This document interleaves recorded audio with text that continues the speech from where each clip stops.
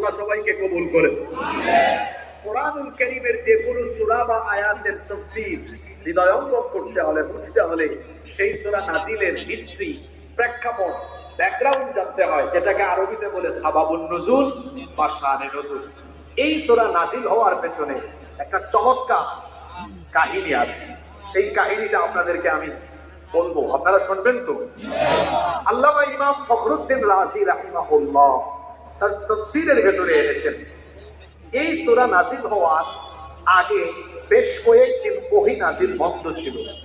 ওহী নাজিল বন্ধের এই সময়টাকে আরবিতে বলা হয় ফাতরাতুল ওয়াহী, ওহীর বিরতিকাল।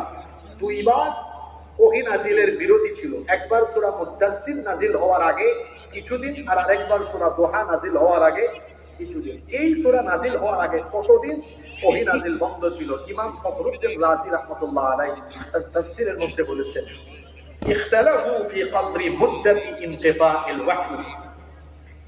এই ওহী নাজিল কতদিন বন্ধ ছিল এ ব্যাপারে ইখতিলাফ রয়েছে। ফাকালা ইবনু